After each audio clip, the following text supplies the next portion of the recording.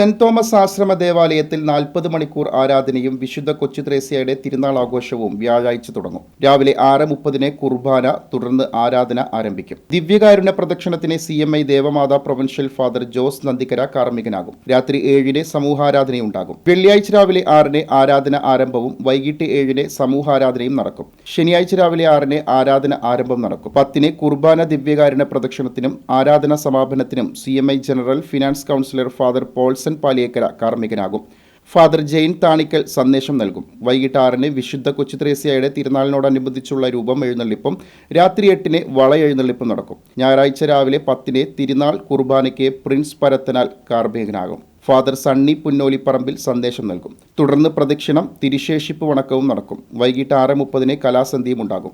40 മണിക്കൂർ ആരാധനയുടെയും തിരുനാളിൻ്റെയും എല്ലാ ഒരുക്കങ്ങളും പൂർത്തിയായതായി ആശ്രമാധിപൻ ഫാദർ ജോസഫ് ആലപ്പാട്ട് പറഞ്ഞു. വിശുദ്ധ കൊച്ചുത്രേസ്യ പുണ്യവതിയുടെ ആഘോഷമായ തിരുനാളാണ്. രാവിലെ 6:30 ദിവ്യബലി ഉണ്ടായിരിക്കും. 10 മണിക്ക് ആഘോഷമായ ദിവ്യബലി ബഹുമാനപ്പെട്ട പ്രിൻസ് പരത്തനാലസിൻ്റെ നേതൃത്വത്തിൽ നടക്കുന്നു. അത് വചന സന്ദേശം നൽകുന്നത് ബഹുമാനപ്പെട്ട സണ്ണി പുന്നോലിപ്പറമ്പിലച്ഛനാണ്. തുടർന്ന് പ്രദക്ഷിണമുണ്ടായി, ആഘോഷമായ പ്രദക്ഷിണം ഉണ്ടായിരിക്കും.